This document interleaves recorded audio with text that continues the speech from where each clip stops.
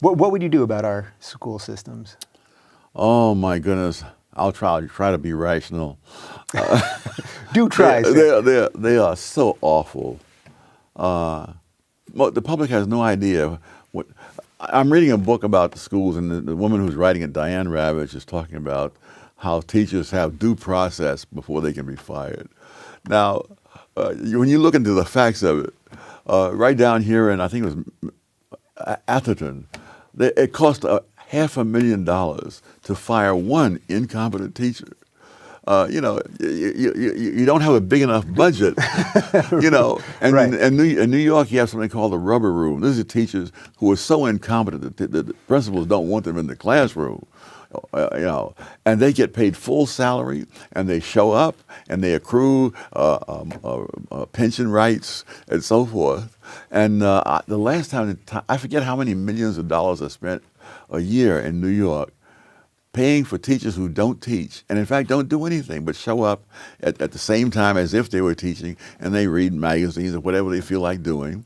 And this farce goes on at a time when they don't have enough money to provide the kids with decent supplies. So how do we scale back this? I mean, we can talk about it through the lens of education, but in any area where the government has taken on a bigger role than it's supposed to. I think one of the things you hear all the time is it's sort of too late. I think a lot of people think it's too late to take back that government power. No, heavens, during the Reagan administration, that was the only time I know of when the Federal Register grew smaller, where they compile all the laws that have been passed in a given time. So it can be done. It's not easy, but it can be done. There was some issue that Reagan was discussing, and someone said, it's complicated. He said, it's not complicated. It's just not easy to do. I mean, right now, one of the big farces out here talks about affordable housing, and they're appointing blue ribbon committees to look into why there's no affordable housing. And I think that's like appointing a blue ribbon committee to explain why the ground is wet after a rain. I mean, it's very simple. If you prevent people from building housing and the population is growing, you're going to have a housing shortage, and you won't have affordable housing. It's really, economics 1 during the first 2 weeks. They're not very good at taking economics 101, I don't think. So would your answer be in almost every case to just scale back government, scale back regulation? It depends on what they're doing. There are some things that government is necessary to do. So what are those type of things that you... For security, first of all, having dependable laws. Some people think that if you're for free markets, that means you don't think the government should do anything. No. The free markets don't operate except within a framework of laws. That's wholly different from having them operate with politicians jumping in at unpredictable times to suddenly pass some new legislation. Yeah. What can we do right now? I mean, so really this would be about just sort of electing more libertarian-minded politicians then? I mean, is that really the only way we can change things, do you think? No, I think the main thing, people have to know what the facts are themselves. If everyone knew what all the facts were, I think you'd have an entirely different set of people elected. I can't believe that either of the presidential candidates in 2016 would have been the candidates if you had an informed public. Yeah, we're not very good at that. How much of this do you think is part of the media's fault? That's one of the things. Well, the media are mostly uninformed. No, they're not uninformed. They are misinformed. Mm-hmm. And they simply do not check the facts on large issues or small. Yeah. What can we do to fix that, do you think? I mean, I suppose this, right? But writing books like this. But I think more fundamentally, the public that votes has to itself become informed and not be so easily stampeded by slogans and a few numbers thrown around, like women make X% of what men make, and so on. Yeah. When I was studying that some years ago, for example, I found out that young female doctors made much less money than young male doctors. And that seemed like very odd. And so, but when you look into it, you discover that young male doctors work an average of 500 hours a year more than young female doctors, and they get paid for the 500 hours. Mm-hmm. But there's no reason why the women and men should be doing the same thing. Their circumstances are different. So are there any laws that are in place right now that you believe are discriminatory one way or another towards any community or against any community? Oh, I would have to write a much larger book to cover them all. The minimum wage law is absolutely devastating. The policy of saying that you cannot have more kids from one ethnic group disciplined in the school than from another is nonsense. I mean, groups are different from each other in umpteen ways, and to have the presumption that they are the same except for the way they're treated is nonsense. It's never been true, and I don't know why we would think it's true here today. So I do sense that some of what you just said there is bubbling up into the national conscious, because I get a ton of email from black conservatives now, mm-hmm. people that feel that they haven't been represented fairly, or that the so-called leaders of the black community that are on television all the time are actually preaching the complete reverse of everything that you've said here. Yes. Do you sense that there is some sort of growing conservative movement within the black community? There was a time when that community consisted of me and Walter Williams. I know Walter used to say the two of us should never fly on the same plane, otherwise the whole movement will disappear if the plane goes down. I mentioned to you before we started that Larry Elder caused my awakening, because I was a progressive and I said something to him about systemic racism on air, and he beat me senseless with facts, and I had to go back and reassess what was wrong with my thinking. Well, in one of the chapters there, I have a little section about the era of apartheid in South Africa.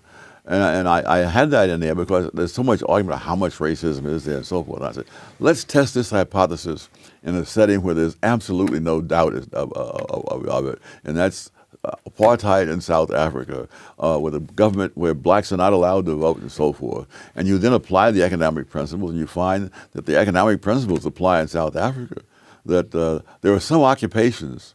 See, blacks weren't allowed by law to be in certain occupations more than a certain percentage, and in some occupations couldn't be hired at all. In some of those occupations where they couldn't be hired at all, well, illegal to hire them at all, there were more blacks hired than there were whites, because there are economic factors that come in, and you don't just pass a law and that automatically produces the results you want. Yeah. Can you go into some of the economic factors that you mentioned there? Because I thought it was sort of interesting about the types of jobs that black people had and why that would affect. Well, it's the competitiveness of the industry. In a competitive industry, discrimination in the sense that we use for anti-discrimination laws, it costs the discriminator as well as the others. Now, insofar as that price can be evaded by the discriminator, he will discriminate. For example, minimum wage laws. When you have a minimum wage law, you have more people applying for jobs in those categories than there are jobs available, because raising the wage rate causes more people to apply and employers to hire fewer because they're more expensive. And so you have a chronic surplus. Now, if you've got a chronic surplus in an industry, it costs nothing to discriminate. But if you have a competitive market, then of course it does cost something. For every person that you discriminate against who's qualified, you've got to hire somebody else, and you've got to raise that pay rate in order to get people in. So I show how competitive industries have much less discrimination than, say, regulated public utilities. So I was wondering when I was reading it if you were ever going to talk about how now technology is also changing this. So we see a lot of these movements for $15 minimum wage, and I know why you don't think that's a great idea. But even now, where we see McDonald's and some of these other places just replacing people with iPads and computers. This has been happening. I don't know. When I grew up in Harlem, when you went into a movie theater, this is a little neighborhood movie theater in Harlem, there would be a kid who would walk down the aisle with you with a flashlight to show you to your seat, you see. And so now that we have so many compassionate people who want people to be paid a living wage, you stumble down the aisle to your seat the best way you can, because they're not going to pay you that kind of money, that's unrelated to productivity. Yeah. What would you say to the people? I hear a growing movement of people saying, well, this is why we need a universal basic income, because technology is going to force so many people out of the workplace. Oh, that argument has been made for centuries, and it's been proven wrong for centuries. I would ask the question, what has happened? We've moved in that direction already. We have lots of people who can live off the welfare state and not have to be productive. And are they better people as a result of that? I saw some time back, and I haven't followed this, that young people, the suicide rates among young people were among the negative consequences of the 1960s. You've taken all meaning out of people's lives. And so they find all kinds of crazy things to do, drugs, whatever. And then, again, it's not peculiar to the United States. You find this in Britain, other countries. And so, again, people who say this almost never look at any facts about what's happened as we expanded the welfare state. Did people behave better? No. You know, I mean, one of the things moments that I remember very well, when I was back in school in Harlem for some reason, maybe doing research, and I looked out the window and I said, you know, when I was a teenager, I used to walk my dog in that park, and looks of horror came over the students' faces, because that was a different world. And so, and when I tell them that I used to sleep out on a fire escape on hot summer nights, because who could afford air conditioning, and they think I'm a man from Mars. People did that all over New York. They did it in Washington. They did it in North Carolina. Relatives in Washington used to go down Haynes Point, down near the Jefferson Memorial, on hot summer nights and sleep there till, you know, sometime after midnight when the heat wouldn't be so bad, and they'd go home at that time. You'd be out of your mind to do that today. It'd be too dangerous. Yeah. So how do we sort of untie some of this? So my sister right now lives on the Upper West Side of Manhattan, not too far from Harlem, and she's in a half rent stabilized or rent controlled building, yes, and half market price. She's on the market price, so she's paying to be in a 2-bedroom in New York City. I don't even want to tell you how expensive it is. But then there are basically half of the building that's paying next to nothing. And that, of course, incentivizes people not to get off the dole, because if you're living in a nice area on the Upper West Side, very cheap, why in the world would you ever get off the dole? How do we start solving these problems? And I know facts is your bedrock answer. Yes. But what can we do to get people to understand some of this stuff?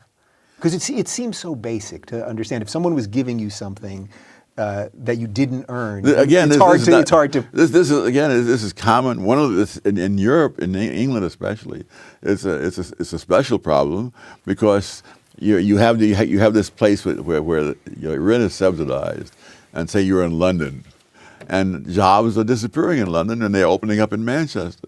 Now, if you go to Manchester, you get on a waiting list for that kind of job.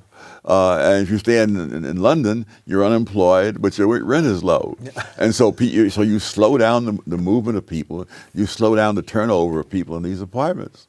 But again, most people who talk about this don't even talk in terms of if this, then that. They talk about it as, this is how the world ought to be.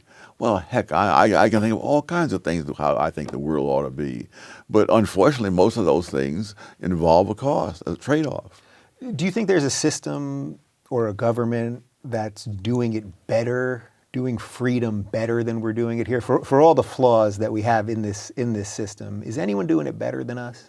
Oh, there may be marginally so, but I think most of the Western world is less free than it was, say, 30 years ago, 40 years ago. By what measurements do you view that? Oh, just the amount of regulations, things and also by consequences. I was reading Milton Friedman's. He and his wife had a joint autobiography, and she's looking at one point. She says looking back on the days when she would ride the IND subway in Manhattan, and what a joy it was. And she said, in those long gone days. And the IND subway goes through Harlem. And Milton Friedman and his wife, when they were still courting, used to go dancing at the Savoy Ballroom. very few people want to, and you know the famous theme song of Duke Ellington, "Take the A Train." Mm-hmm. The A Train goes right through Harlem on the I&D line. And so Friedman, who was only 5'2", had no fear of being mugged or even accosted, and go there. And this was common. There was a black actress who used to get finished with play and her socializing afterwards. And at 1 o'clock in the morning, she said she would be taking the subway up to 155th Street and St. Nicholas Avenue by herself and walking home. Nobody does that these days. And so you have to look, one, at what are the facts? How did they change? And you don't simply say. The other thing is that they're saying the No Child Left Behind thing with Bush. Mm-hmm. There are kids who go to school to raise hell, and a handful of those can prevent the whole class from learning anything. Now, the logical thing would be to separate those kids out and let the ones who want to learn something. You can't do that because the ideology says no. And so you sacrifice whole generations of poor and minority kids for this ideology and this utopian notion. Yeah, and we end up in an odd dystopia, probably. Yeah, and Milton Friedman used to say, the best is the enemy of the good. Yeah. And of course, it would be better if everybody could be educated at the same time. It can't be done. So as someone that has survived the arrows and the venom that the left can throw at you, because I see a lot of this these days, I see even what they say to me, I find I get a lot of email from people saying, how can I be brave enough to do it? And I think it's particularly a unique situation for minorities that consider themselves conservative or libertarian or a little bit to the right. So I've mentioned Larry Elder before, and of course you and my friend David Webb, and there are some more black conservatives than perhaps there used to be. Oh, no question about it. What would be, if someone's watching this right now and just needs that little extra bit of courage to start saying No. You have to look at the circumstances.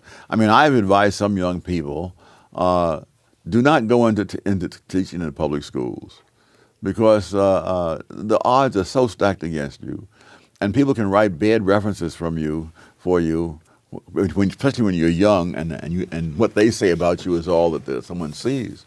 Now, by the time I was teaching at some of these schools, I remember one place where the department chairman used to threaten one of my colleagues that he wouldn't write good references for him. I'd published stuff while I was still in graduate school. I had Milton Friedman and George Stigler to write references for me. What this guy said there as chairman of the department wouldn't matter a bit. But most people don't have that situation. No. And so you have to pick your fights. So I want to, time is limited here, I want to mention one thing that you say right at the end of the book, that really what we need more than anything else, perhaps, is common decency. Yes. And we've kind of lost that. It isn't common anymore. I mean, when I was going to school and we'd have fights on the schoolyard grounds, when one guy was clearly beaten, whoever was the toughest kid in the crowd would simply step in and stop it. Yeah. And the other guy said, "You want to fight? You can fight me." You know. That's what we need in the public square now. Yes. But I mean, it's only so much the police can do. If you don't have common decency, the cops are not going to be able to handle it. And especially when everyone is second guessing it. I love it when people who have never fired a gun in their lives say, "Why do the cops fire so many guns?" Now, at one time, I taught pistol shooting in the Marine Corps. It doesn't surprise me in the slightest that they fired so many things under those conditions. But people can't be knowledgeable about everything, but they can be knowledgeable about the extent of their own ignorance, even if they have PhDs. Sir, this has been a true honor and a pleasure, and I know, I can see it in your eyes, even the sort of humility that you have and humbleness, but you've affected so many people and are still continuing to affect so many people, and I hope that we might have just given that a little extra bump today. So I'm truly honored that you took the time today. Well, thank you very much.